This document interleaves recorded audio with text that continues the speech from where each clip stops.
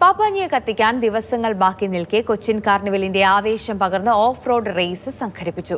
Fort Kochi മുണ്ടംവേലിയിലെ ഗ്രൗണ്ടിലാണ് off road bike race നടന്നത്.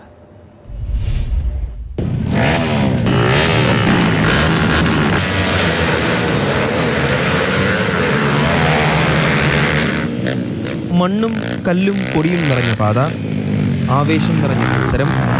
കൊച്ചിൻ കാർണിവലും മൗണ്ട് വാലി റേസിംഗ് ക്ലബ്ബും ചേർന്നാണ് റേസ് നടത്തിയത്.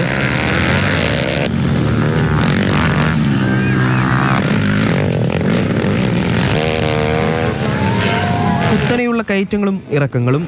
ഫോർട്ട് കൊച്ചി മുണ്ടംവേലിയിലെ ഗ്രൗണ്ടിൽ റേസിനായി പാത നിർമ്മിച്ചെടുത്തു. കടുത്ത വെയിലിലും ചൂടിലും റൈഡേഴ്സ് പൊടി പറത്തി.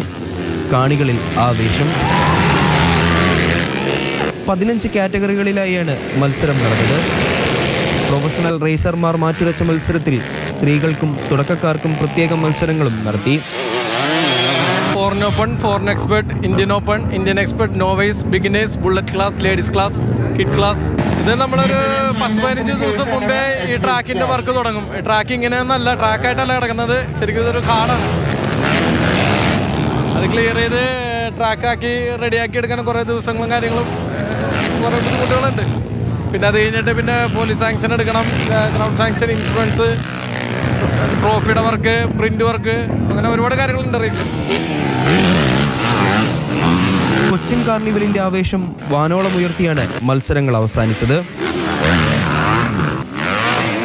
വിജീഷ് പുതുവാശ്ശേരിക്കൊപ്പം നിതിൻ തോമസ്, മാതൃഭൂമി ന്യൂസ്, കൊച്ചി.